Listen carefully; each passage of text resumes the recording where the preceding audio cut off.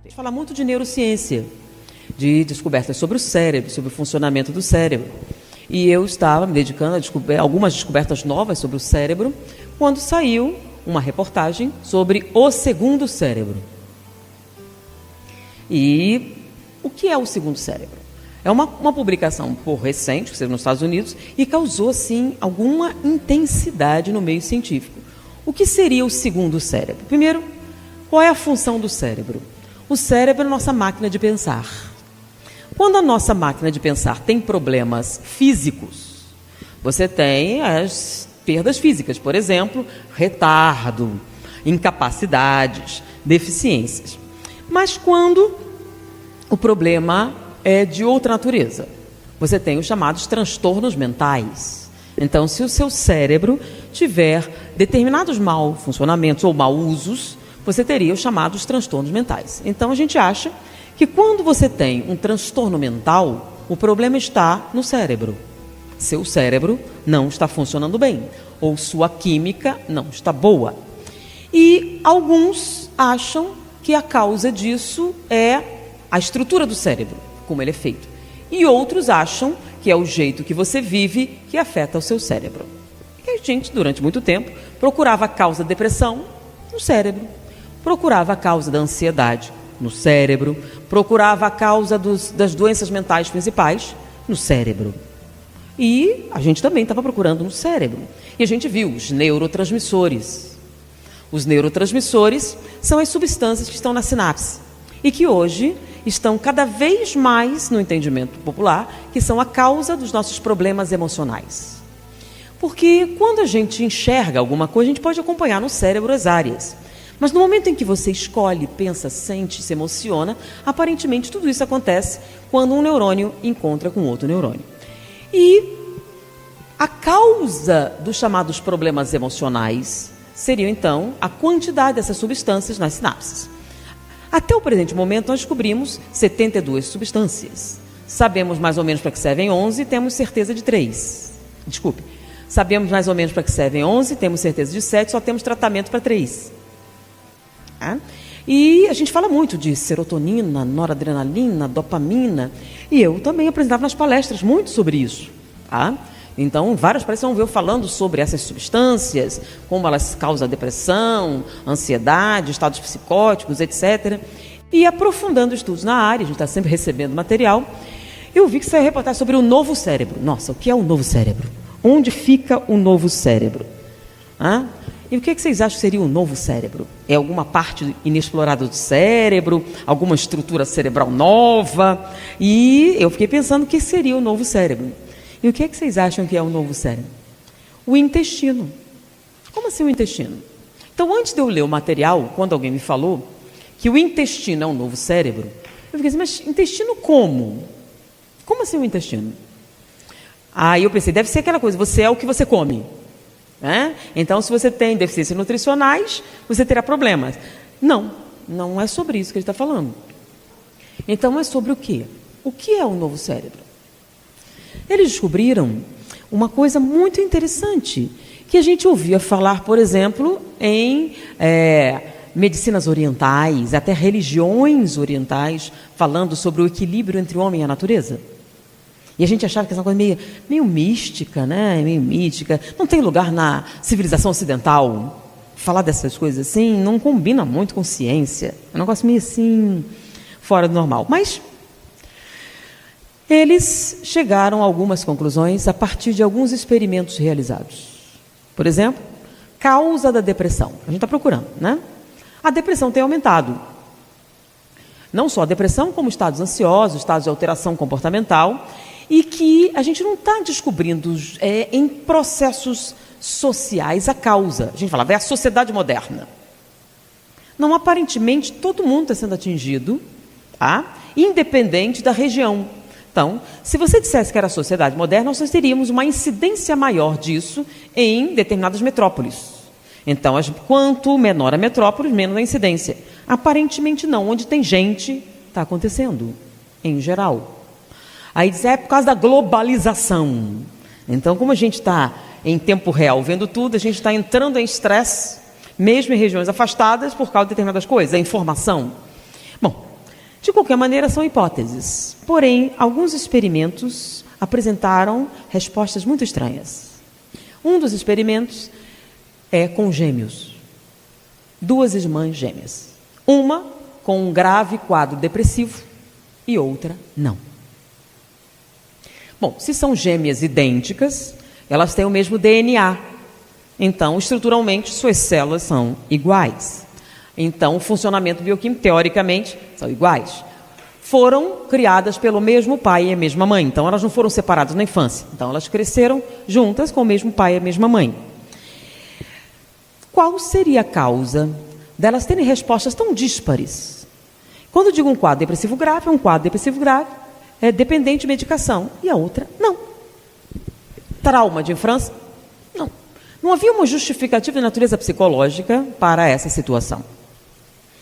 E elas estavam participando de determinados experimentos numa universidade. E eles não encontravam diferenças significativas para justificar aquela situação. Porque uma tinha a maior concentração de determinadas substâncias do que a outra. Até que eles descobriram uma diferença drástica entre elas. Elas tinham floras bacterianas diferentes. Como assim flora bacteriana diferente? O que é flora bacteriana? Nós não estamos sozinhos. Nós temos uma série de convivências. E a maior parte da nossa participação popular é com bactérias. Nós vivemos um mundo superpovoado de bactérias. E nós estamos sempre em guerra com as bactérias, né?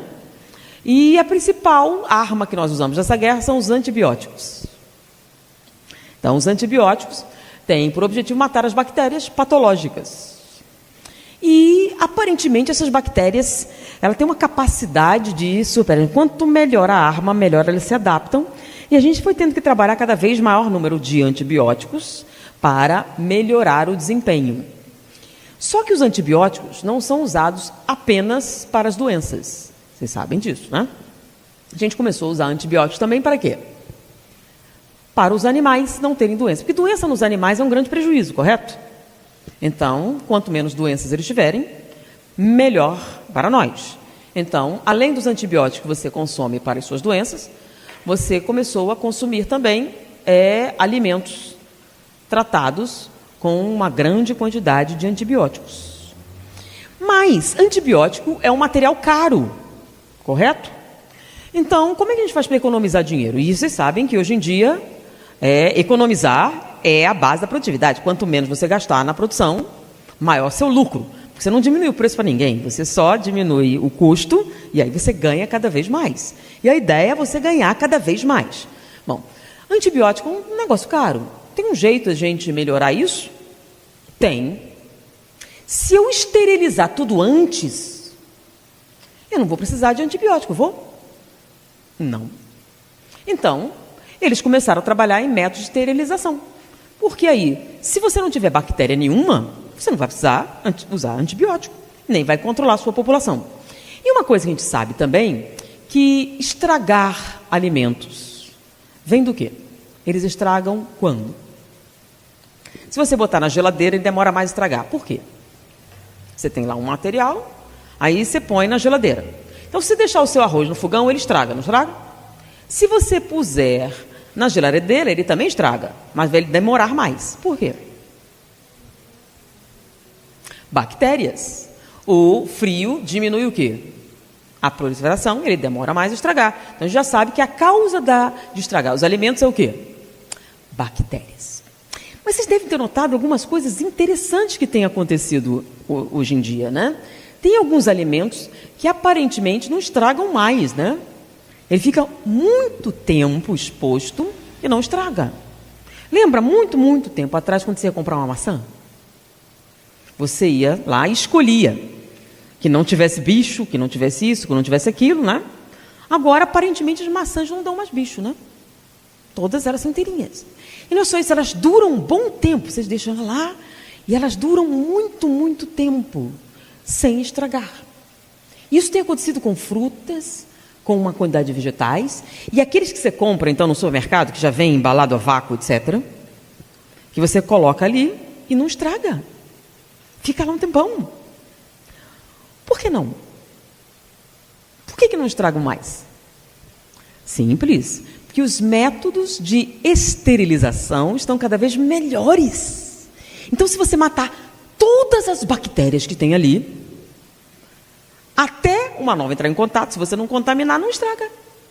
Então, se você comprar uma maçã embalada a vácuo naquele e colocar uma outra ali, você vai notar que aquela lá demora muito mais tempo para estragar. E o mais interessante, tem umas que nem estragam. É impressionante como você vai encontrar uma série de alimentos que não estragam. Então, principalmente quando você compra aqueles que vêm em potes, etc., mais, né, industrializados, ficam um bom tempo nas prateleiras e não estragam. 6 meses. Como é que acontece? Antigamente a carne tinha um período, agora 6 meses, 1 ano. Antigamente eram 3, agora são 6, agora 1 ano.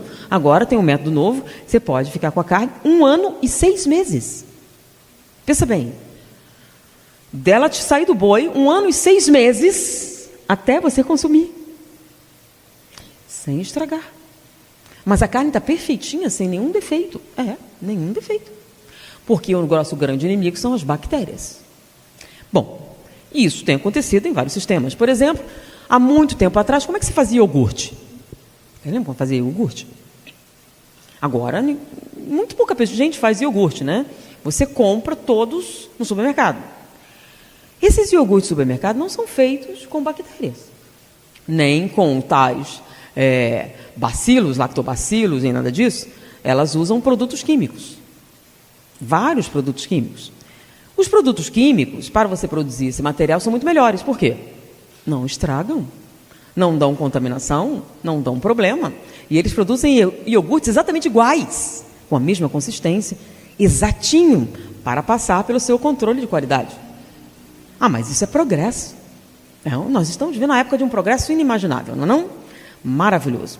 E por que nós estamos tomando todos esses cuidados para desinfetar, esterilizar e eliminar todas as bactérias? Para que nossos bebês não tenham doenças. Não é assim? E tem funcionado? Tem. Nossa, está sendo ótimo. Então, nós estamos diminuindo as infecções, estamos diminuindo uma série de coisas que não acontecem mais, porque os sistemas produtivos estão cada vez melhores. Aí, quando eles fazem essa reportagem, acontece uma coisa estranha. Quando eles viram que a única diferença, assim, discrepante entre elas era a flora bacteriana, eles resolveram fazer um experimento. E se a gente transferir a flora bacteriana de uma para outra, o que vai acontecer? Bom, fazer o experimento. Aí eles fizeram. Então eles pegaram aquela que era saudável e a flora bacteriana, ou seja, eram os habitantes que estavam no intestino, e transferiram para a gêmea que sofria de depressão severa. E aconteceu uma coisa muito estranha. Ela melhorou drasticamente da depressão. Como assim? Ela melhorou drasticamente da depressão. Não é possível. Deve ter sido uma coincidência. E eles resolveram, então, verificar essas diferenças. É claro que a nossa tecnologia está aumentando e agora a gente pode observar determinados fenômenos que antes nós não podíamos. Então, eles aplicaram uma tecnologia que a gente usava no cérebro para analisar o intestino e a absorção, transferência de alimentos. E também nisso, eles começaram a estudar um fenômeno interessante. Vocês sabem a importância da vitamina C na nossa saúde? A gente sabe que você está com gripe, toma vitamina C. Você está em estado imunodepressivo, você toma vitamina C. Porque vitamina C é uma substância importantíssima para o bem-estar da nossa imunidade. E a gente hoje, qual é o alimento que contém vitamina C? Vocês sabem? O mais popular. Laranja. Laranja tem vitamina C? Tem vitamina C. Mas descascar uma laranja dá um maior trabalho, né? Chupar uma laranja, então, suja a mão, dá aquela coisa toda. e você é um advogado altamente especializado. E você está trabalhando muito. E você não tem tempo de descascar uma laranja e chupar, correto? Então, qual seria o jeito mais fácil? Aí você compra um de caixinha. Sim, mas aí disseram para você que no de caixinha, não tem tanta vitamina C assim, né? Já ouviram falar disso? Que os meios industriais eliminam a vitamina C. Então, na caixinha você não tem tanta vitamina C como você tem na fruta. Vocês sabem disso, não sabem? Bom, então, como você é um cara antenado com as minhas descobertas, o que é que você faz para compensar isso? Você vai na farmácia e compra vitamina C. Porque hoje em dia a vitamina C pode ser sintetizada em laboratório. Você não precisa mais de laranja. Você não precisa mais de fruta nenhuma. Você usando materiais químicos, você pode produzir o chamado ácido ascórbico, que é o quê? Vitamina C, como a gente aprendeu na escola. E aí você compra um comprimido legal e toma vitamina C. Se ela fizer efeito, deve ser vitamina C vagabunda. De segundo, você compra uma melhorzinha e aí o negócio vai dar certo. E a gente faz isso. E aí você compra um vidrinho de vitamina C e ele é barato, não é tão caro assim. Só que, se você notar, no mercado, você vai encontrar algumas disparidades brutais de preço. Por exemplo, você tem uma vitamina C que você pode comprar por $2. E o mesmo ácido ascórbico, você encontra o vidrinho por $200. No mesmo país, nos Estados Unidos. Por quê? Tem vitamina C de grife? É o rótulo? Não. Por que essa custa $2 e essa custa $200? É porque essa é sintetizada em laboratório e essa aqui, que custa $200, eles compram uma quantidade enorme de laranjas, tá? Tiram uma boa parte dos sucos, etc., e dão para outras coisas, e tiram a vitamina C da laranja e fazem cápsulas para você consumir. Sim, mas a fórmula química não é igual? É igualzinha. Então, a quantidade de carbonos, de hidrogênio, é exatamente a mesma. Só que, quando você toma a pílula da fruta, ela age de maneira mais eficiente do que aquela que você sintetiza em laboratório. E eles começaram a descobrir que isso acontecia não só com a vitamina C, mas com outras substâncias. Por quê? Se quimicamente elas são idênticas, por que isso acontece? Isso tem a ver com o segundo cérebro. Tá? Aí eles descobriram, aparentemente, existem bactérias no intestino que ajudam a transportar a vitamina C. Então você engole ela e você vai ter que absorvê-la, correto? Você não usa injetável. Então, para a eficiência desse transporte, algumas bactérias participam disso. Então, dentro da nossa flora bacteriana, existem bactérias que facilitam o transporte da vitamina C. Então, se você matar todas essas bactérias, você continua absorvendo vitamina C, mas com menos eficiência. E eles notaram que essas bactérias se comportam melhor com vitamina C de origem natural. Por quê? Como é que ela sabe que ela veio da laranja ou do laboratório, se elas são quimicamente iguais? Foi aí que eles descobriram, utilizando determinados microscópios para analisar a molécula, eles descobriram que a vitamina C sintetizada em laboratório, para o processo, a gente lembra que a gente tem que minimizar o custo para maximizar o lucro? Então, qual é o procedimento mais barato para a gente fazer vitamina C? É o que eles usam e produzem a vitamina C. Então, ela é feita quase como em série, né? Eles descobriram que a vitamina C sintética, apesar dela ter a mesma fórmula da vitamina C natural, a estrutura espacial é diferente. A vitamina C natural é meio torcidinha, ela não é uniforme, ela tem arrumações tridimensionais diferentes. Como é que é? São tortinhas. Como qualquer coisa feita à mão, né? Elas são um tanto quanto tortas. Então, a estrutura tridimensional é diferente. Então, hoje em dia se descobriu que não basta que a fórmula seja a mesma. Para que elas tenham a mesma ação, elas precisam ser tridimensionalmente parecidas. Então, hoje, nós temos uma nova área de estudo chamada química tridimensional. Quer dizer, para quem vai estudar química é um problema, que antes você estudava só a fórmula química, agora você vai juntar a química com a matemática. com geometria. Então, além de estudar química, vai ter que estudar geometria também para poder entender essas diferenças. E aí eles descobriram que essas vitaminas naturais, apesar de quimicamente serem iguais, estruturalmente eram diferentes. E aparentemente as bactérias estavam adaptadas a trabalhar com essas estruturas tridimensionais e faziam com que as absorções fossem diferentes. Mas não é só isso. No momento em que essas bactérias transferem certos nutrientes da luz intestinal para o interior, elas mexem na estrutura molecular.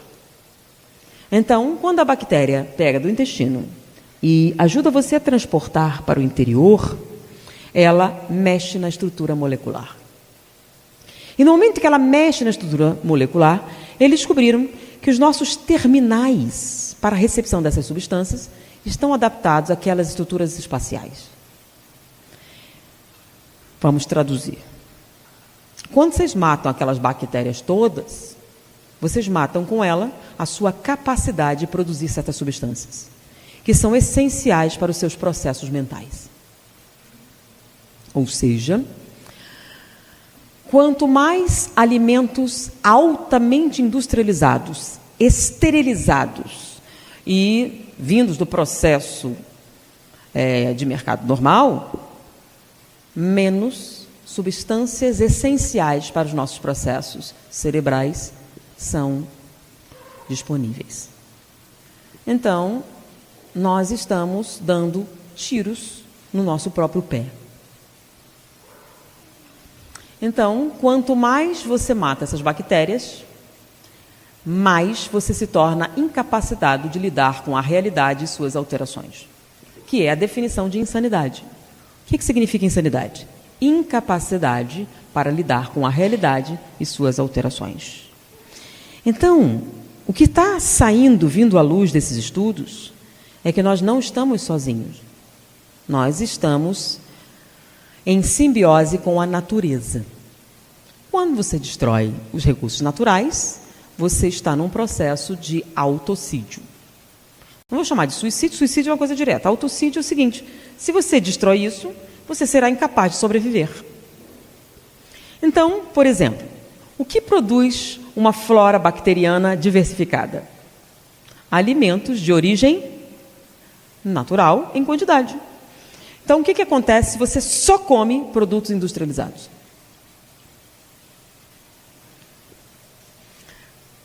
Você não vai mais ter no seu organismo essas bactérias. Então, o que eles estavam analisando? Eles começaram, então, a fazer um estudo da população das bactérias. Então, nós, hoje, temos a metade da população bacteriana do que os nossos antepassados. E, aparentemente, isso é um processo de extinção. Muitas bactérias estão sendo extintas. Não fazem parte mais dos nossos processos alimentares. Então, haviam regiões que haviam muitos processos de fermentação, né? Fermentavam um monte de coisas para você conservar. Era ou não era? E hoje? Para quê? Álcool. Pega álcool e pronto. Fermenta para quê? Você usa um produto químico e faz. Então, esses fermentos, as bactérias, esse material orgânico, como não faz parte mais do nosso processo alimentar, não entra mais em contato com o nosso meio interno. Fora isso de esterilizar tudo que o bebê toca, né? Tem bebês que não têm contato nenhum com nada. Eles vivem em ambientes totalmente estéreis. Então, a sua população bacteriana está cada vez menor. E, aparentemente, há uma relação direta nessa deficiência nutricional com Alzheimer, Parkinson, depressão, ansiedade, transtornos psíquicos variados, surtos psicóticos, etc. Que aparentemente são a maior epidemia da atualidade. E, nesse estudo, cada vez que eles aprofundam, mais eles comprovam essa realidade. Eles têm pegado pessoas absolutamente saudáveis. Por que vocês são tão saudáveis? Por que vocês estão tão alegres? Porque vocês têm muita serotonina? Não. Essas pessoas têm algumas coisas em comum. Uma quantidade maior de flora bacteriana. Ou uma flora bacteriana normal. Só que esse problema não está se traduzindo só. A alimentação que a gente está tendo é um círculo vicioso. Por que a gente está precisando esterilizar tanto? Porque há um aumento muito grande das pragas. Pragas estão acontecendo, vocês sabem, né? Novos vírus, novas doenças estão acometendo, né? Então, estão vendo várias pragas acontecendo. Qual a causa? Vocês já devem ter ouvido falar de desequilíbrio ecológico. Tem gente dizendo aqui que, mas isso aí é folclore. Não. Muitas pessoas entendem o seguinte, né? Você tem um pedaço de terra, aí você planta e você quer ganhar um lucro em cima. Aí você descobre que, como é que a gente faz para ganhar mais? Mais simples, é só você pesquisar o que é que está vendendo mais. E vamos plantar isso. Então, o que acontece? Todo mundo planta a mesma coisa, correto? Mas, se a gente fizer uma grande área de plantio, a gente vai ganhar mais ainda, não é? E é claro, para a gente fazer isso, se a gente substituir todas as plantas de uma região por uma só, uma coisa que você já sabe é que vão aparecer pragas. Não é isso? Bom, é claro. Como é que você resolve o problema das pragas? Agrotóxico.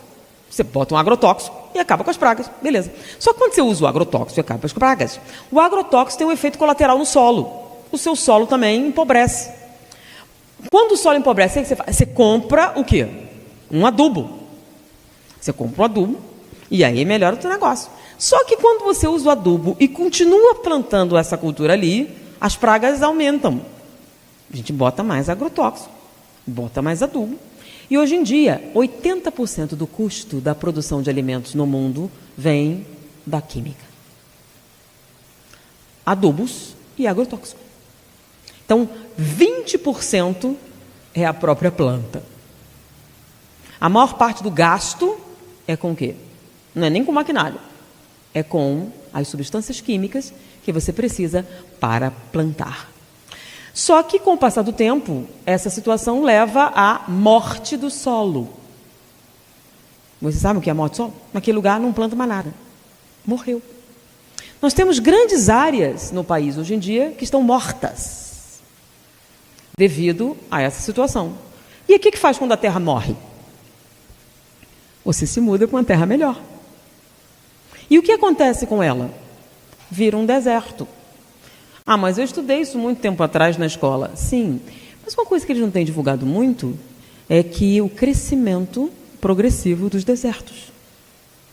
Eles estão aumentando muito. Tem lugares em que só nasce praga. Não nasce mais nada. E não adianta botar produto químico. Por quê? Porque o custo não permite que aquela terra seja viável. Você ia gastar tanto para adubar aquilo ali, que não ia ganhar um tostão plantando nada lá. A única coisa é só você plantar ouro. Você plantar ouro ainda dá, mas planta mesmo, não tem nenhuma planta que dê um resultado assim. Bom, e aí?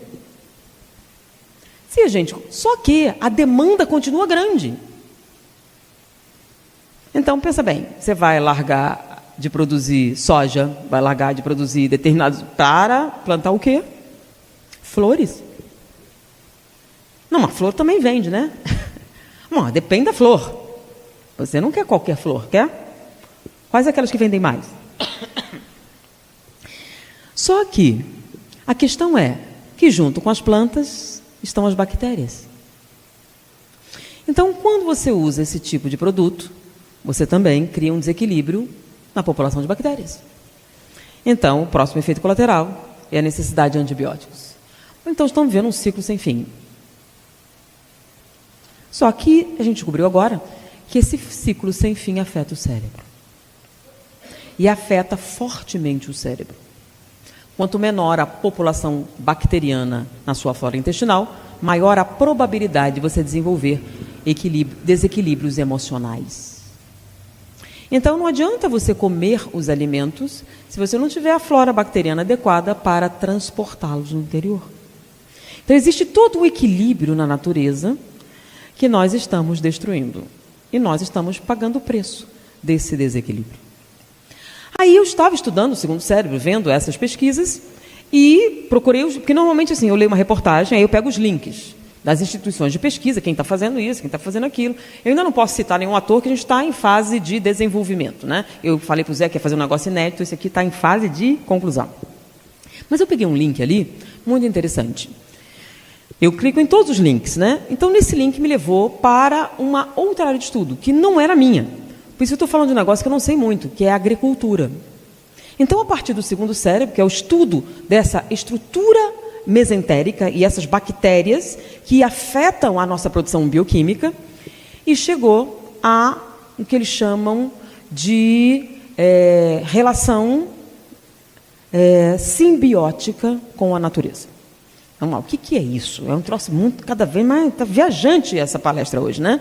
Ele está falando sobre o seguinte: um suíço que estudava paleobotânica. O que é paleobotânica?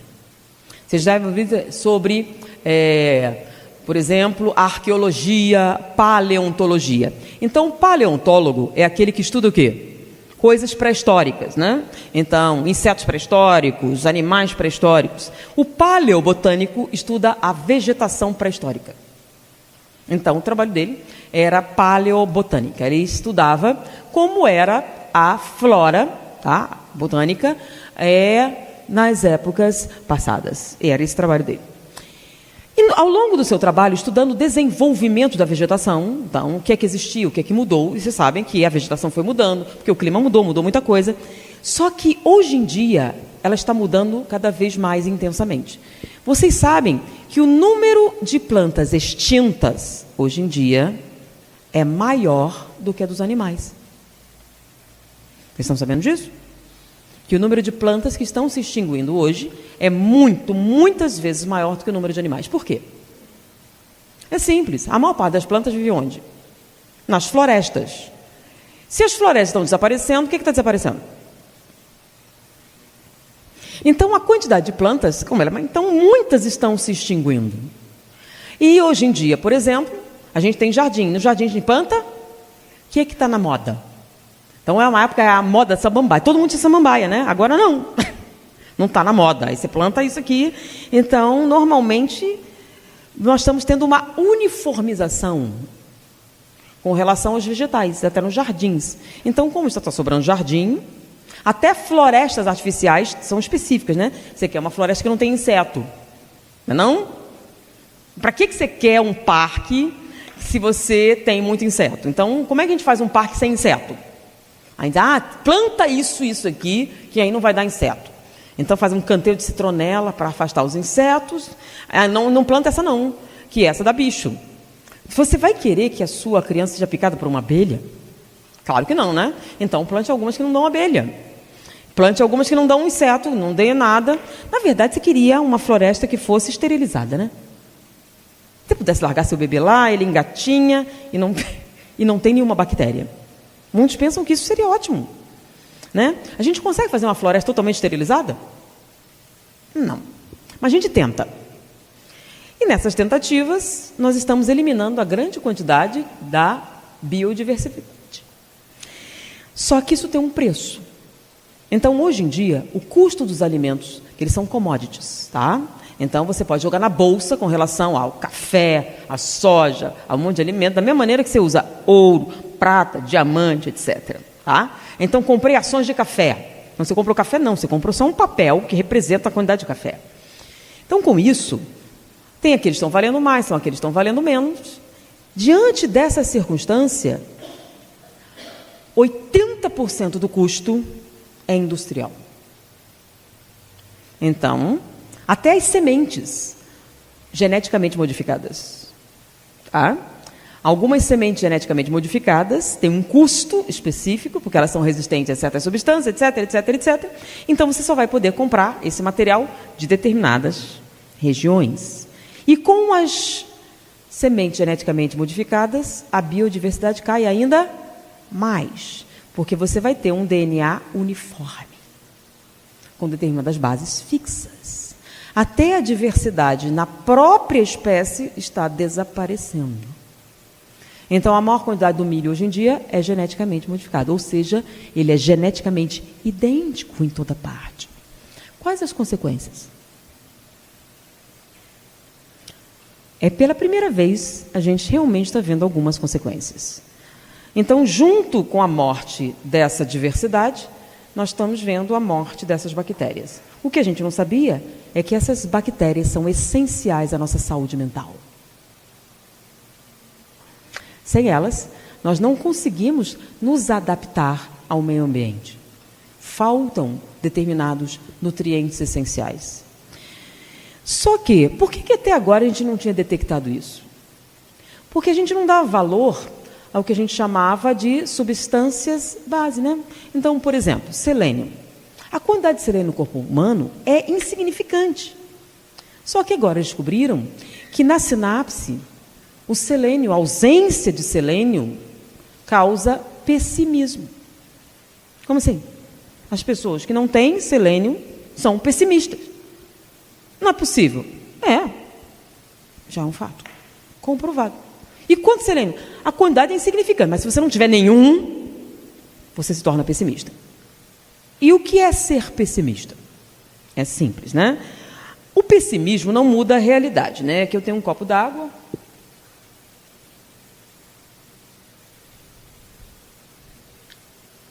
Aí eu pergunto para vocês, esse copo está meio cheio ou meio vazio?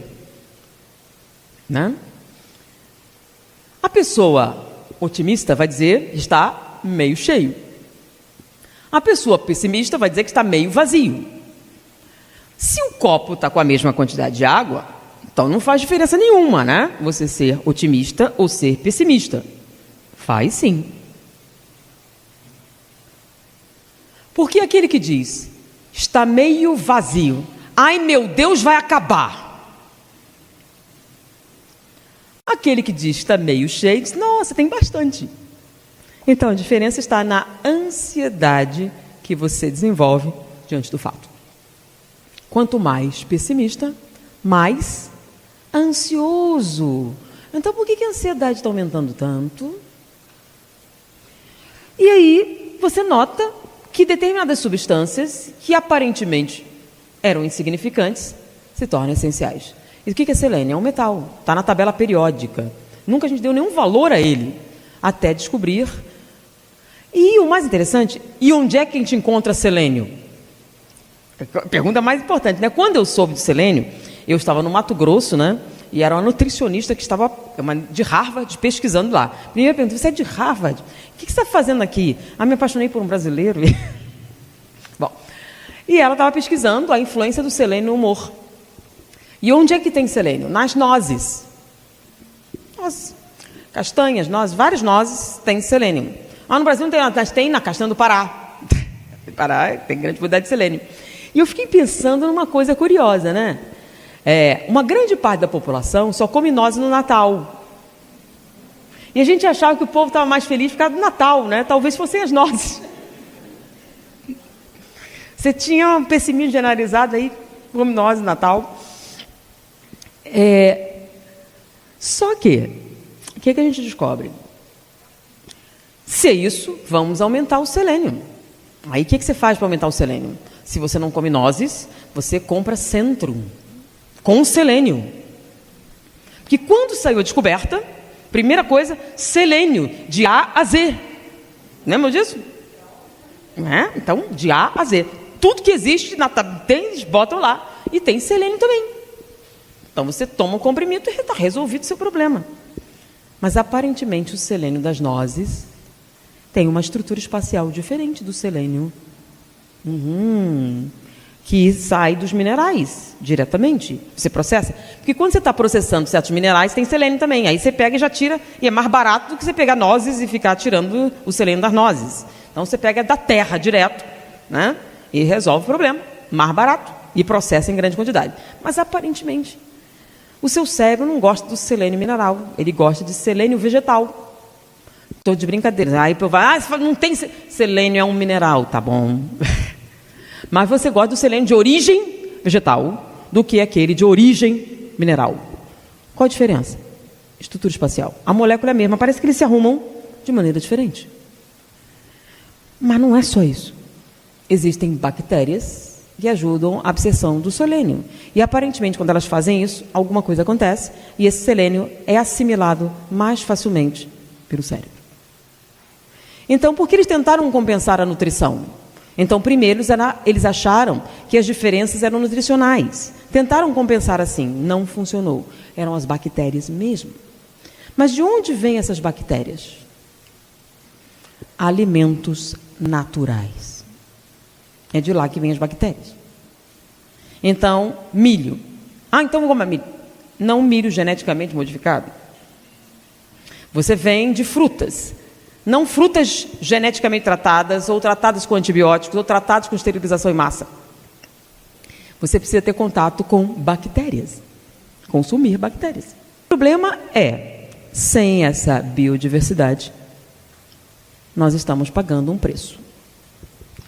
E o resultado desse material é tão bombástico que eles estão chegando à conclusão que se nós destruirmos a natureza, nós vamos desaparecer. E quando eu digo destruir a natureza, nós estamos tentando controlá-la especificamente. E dentro desse controle absoluto está a nossa destruição. Só que ela está vindo mais rápido do que a gente pensou. Porque quando o pessoal fala de destruição, fala assim, daqui a 500 anos a água vai acabar. Não.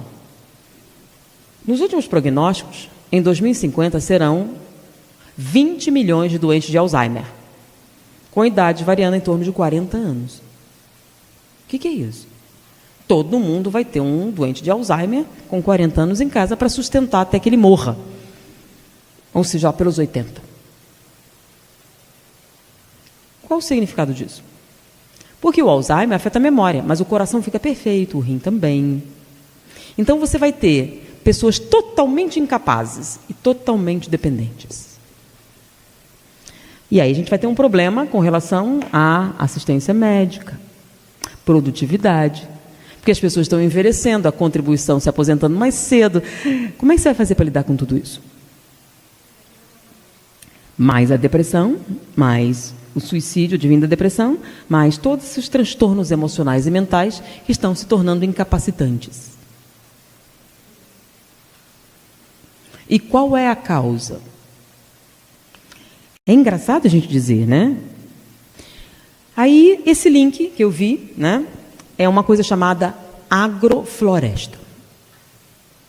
Então, eu estava falando que esse suíço, ele era um paleobotânico.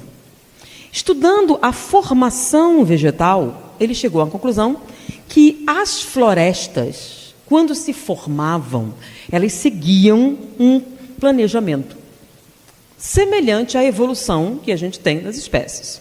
E quando as florestas se formavam, elas se formavam para sustentar especificamente um grupamento biológico. E aí ele elaborou uma teoria sobre o processo simbiótico de certas plantas. Beleza. Então ele está dizendo que certas florestas, para se desenvolver, dependiam uma espécie de outras espécies e que a junção dessas espécies dava origem ao solo. Não o contrário.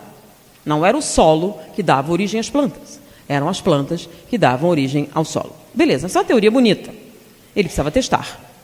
Aí foi o que ele fez. Ele procurou terras mortas e baratas para comprar.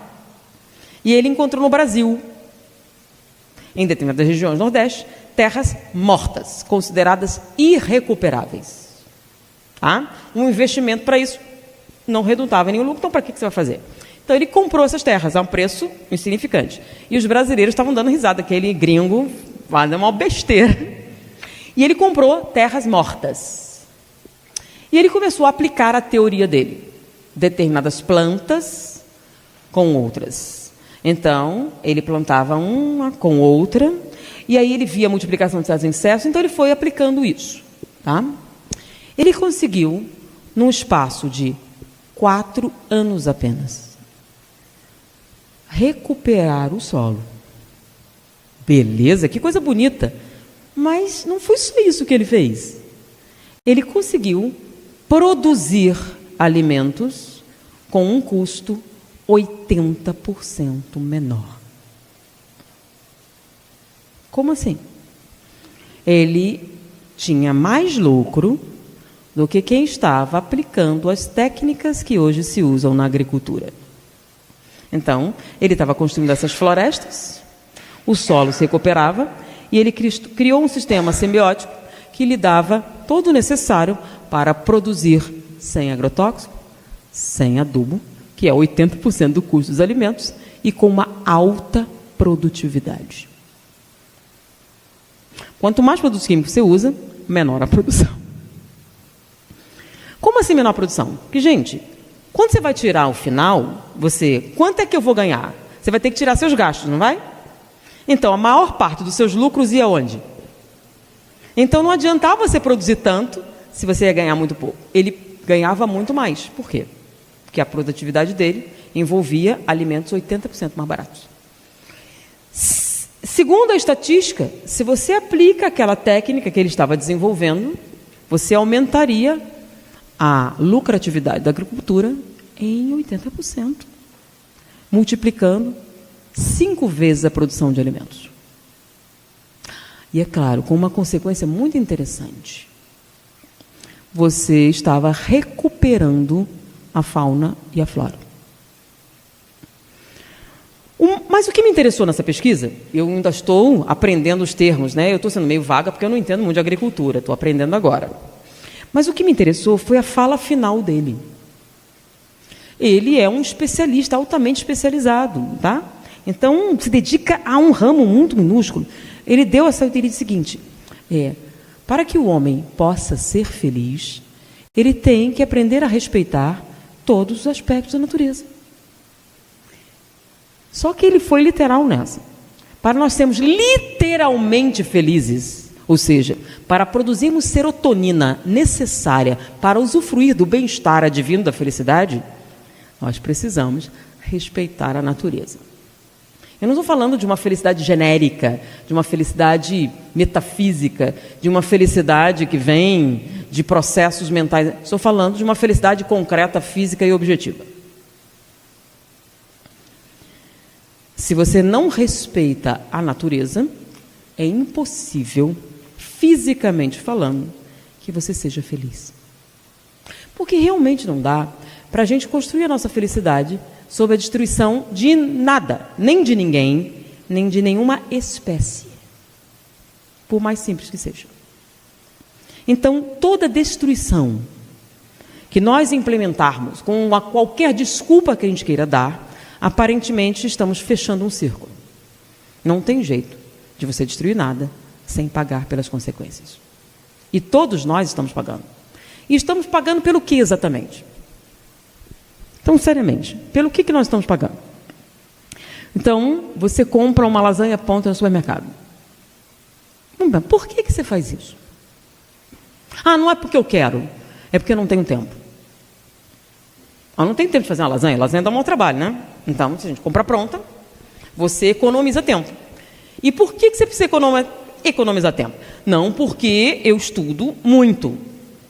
Para quê? Para poder ganhar bastante dinheiro. Para poder pagar pela lasanha que eu estou comendo. Não é interessante? Nós estamos com apartamentos cada vez menores, com espaços naturais cada vez menores. Então, em determinada cidade, tem gente que não vai nunca a um local onde haja verde. Como assim? Tem um jardinzinho, mas não é a mesma coisa. Vou falar mais, tá? Vocês sabem o que é um scanner cerebral. É um equipamento que avalia o cérebro em funcionamento metabólico, tá? Inclusive. Então, eles fizeram um experimento, tá? Colocaram pessoas diante de paisagens, tá? Então, uma paisagem virtual que desse a impressão, por exemplo, o que é virtual? Você bota um óculos de realidade virtual e você está numa paisagem. Então, eles colocavam vários tipos de paisagens. E eles notaram, quando você se encontrava numa paisagem natural, verde, havia um aumento da produção de serotonina. Nós somos programados geneticamente para apreciar o contato com a natureza. Talvez porque ela seja essencial em algum aspecto. Porque por que você vai ter uma programação genética se não serve para nada? Correto? Para que serve eu andar numa floresta? Para nada. Só aqueles natureba, aquele pessoal místico e tal, da nova era. Porque para uma pessoa prática, né, um juiz, um advogado, para quê? Aparentemente, não teria nenhuma função, né? Só que tem. Quando você anda lá, consciente ou não consciente disso, você aumenta a sua produção de serotonina. E isso significa que você vai precisar de menos Prozac. E por que você toma Prozac? Porque você tem depressão mediada pela serotonina. Aparentemente, o Prozac hoje faz parte do arsenal. Hoje em dia a gente vai comprar Prozac como a gente compra aspirina, né? Por quê? Aparentemente todo mundo está precisando. Tanto que eu faço uma piada comum nas palestras, é a seguinte, né? Ser neurótico é normal? Sim ou não? Ser neurótico é normal? Não, gente. Normal é quem não é neurótico, apesar de ser muito raro. Porque ser neurótico hoje é muito comum. Uma pessoa perfeitamente saudável, nossa, estranha essa pessoa, né? Fica rindo à toa. Esquisita mesmo, né? E tá ficando na área de chegar no lugar. E aí, como é que tá a sua vida? Ótimo. Como assim ótimo? Você não tem problema? Não, nenhum. Como assim não tem problema? Essa pessoa é esquisita, né? Mas nenhum probleminha. Não. Isso não é muito normal, né? Por quê? Porque o normal hoje é ser infeliz, na maior parte do tempo.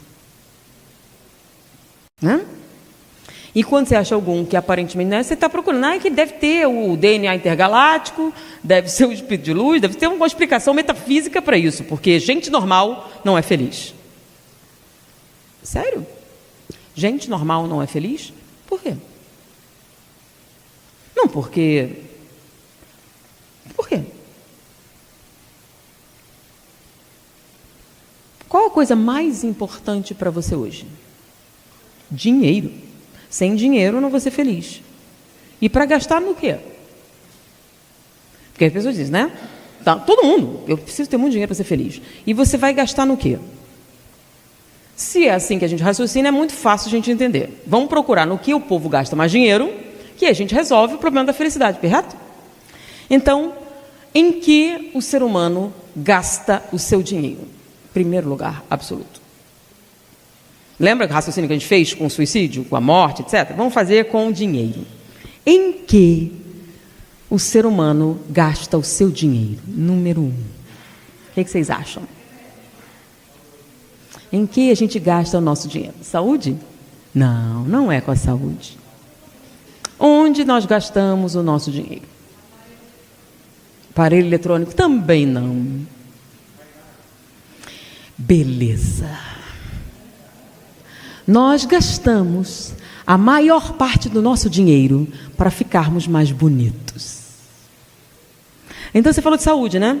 A área da saúde, quem é que faz parte da área da saúde, né? Você tem os médicos, você tem os enfermeiros, mas você tem também os farmacêuticos, os bioquímicos, etc. Esse povo que trabalha, tanto que você vai se formar, né? A área de saúde. Pois é. 90% dos bioquímicos trabalham na área de cosméticos. 80% dos farmacêuticos trabalham para cosméticos. E os médicos que ganham mais dinheiro trabalham com estética. Porque você paga seu plano de saúde para atender seus processos infecciosos, e guarda seu rico dinheiro para fazer uma plástica. Ou um implante de cabelos, né? Para ficar mais bonito. Aí, faz a soma. Quanto é que você gastou em esmalte? Que fala sério, para que serve esmalte? Mas vocês sabem que é a indústria no Brasil que nunca deu prejuízo? Esmalte. Nunca teve tempo ruim. Porque você pode estar na pior, mas você faz as unhas. Você não faz, olha, desleixo, meu Deus, está deprimida. Está doente essa mulher. E shampoo, gente. Sério, não existe mais cabelo ruim, existe mulher pobre. É ou não é? Pulso dá jeito, hoje em dia.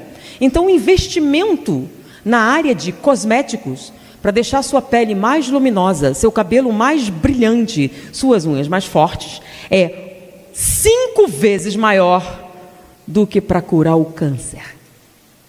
Tá bom? Então, câncer não é um problema. O problema é cabelo quebradiço. Por quê? Porque, como é que a gente sabe o que dá mais valor? É um lugar onde você está mais disposto a gastar. Ah, mas não é só isso? Sim, o emagrecimento também. Emagrecer. O povo gasta qualquer negócio. A indústria de emagrecimento é um remédio milagroso. Inclusive picaretagem também. Porque, fala sério, gente, na TV a cabo tem um comercial. tá? E nesse comercial é uma mulher vendendo um creme. E o creme tem um nome legal, veneno de cobra. Você passa o creme, vai dormir e acorda mais magra. Olha só, que bacana. Você não faz nada. Você passa o creme, dorme, quando você acordar está mais magra. Sério, se tivesse mesmo um creme que fizesse isso, tinha gente gorda nesse mundo?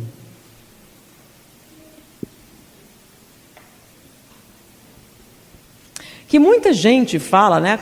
Vou falar outra coisa engraçada. Existem pesquisas, existe um prêmio, tá? Tem o prêmio Nobel de estudos, né? Mas tem um outro prêmio também para pesquisas inúteis. Coisas assim, né? Então, alguns resultados acontecem, a pessoa faz mesmo essa pesquisa, né? Então, o que é que a mulher sonha? E a gente sempre achou que a mulher sonha em casar. Não, a mulher sonha em comer e não engordar. Aparentemente, se você pudesse alguma coisa, a pessoa queria uma comida que você pudesse comer sem engordar. Com essas coisas, gente, o emagrecimento é um gasto enorme.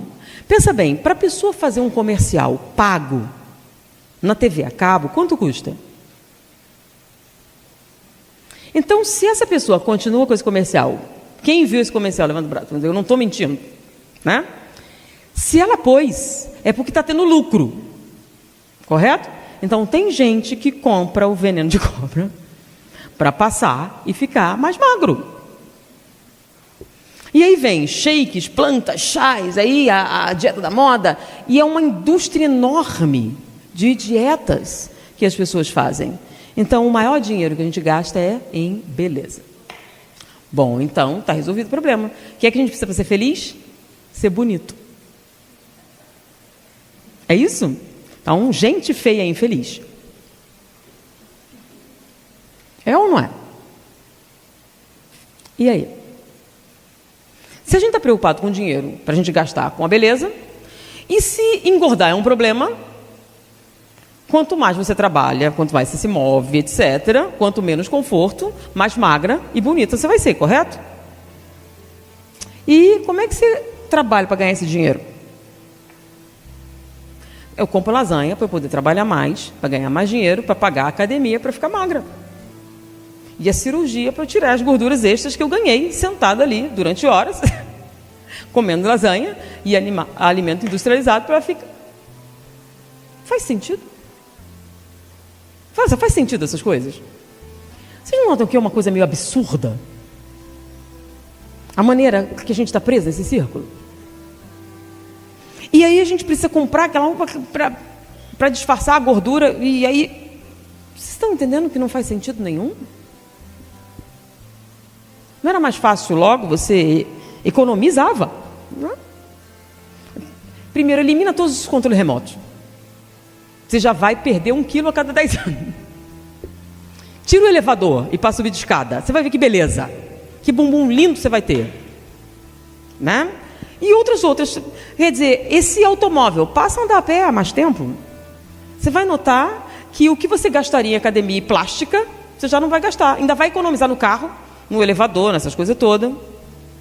Vai sobrar dinheiro para você viajar, fazer outras coisas culturais, etc. Entendeu? Faz sentido? Sim, tem gente que faz essas contas. Então, o que é que nós realmente precisamos para sermos felizes? E nesse caso, não estou falando genericamente. Não estou falando utopicamente, nem moralmente, nem misticamente. Nós estamos falando literalmente. O que é que nós precisamos para sermos literalmente felizes? Isso é uma coisa muito antiga. Nós precisamos ser menos egoístas. Foi o que esse especialista em agrofloresta disse. As coisas estão dando errado porque nós estamos sendo muito egoístas. Nós queremos tirar da natureza tudo sem dar nada. Mas isso não existe. Para nós vivermos bem com ela, nós temos que dar tanto quanto tiramos. Porque se nós a esterilizarmos, que é o que a gente faz quando a gente tira sem dar nada, todos nós vamos morrer. Mas antes de morrer, vamos ser profundamente infelizes. Não, já estamos sendo agora. Então a gente não precisa esperar 200 anos. Agora a gente está vendo os efeitos físicos desta situação. Então faça uma pergunta a si mesmo. Como você vive? E aí você vai saber exatamente o que te espera no futuro. Foi um prazer estar com vocês. Muita paz.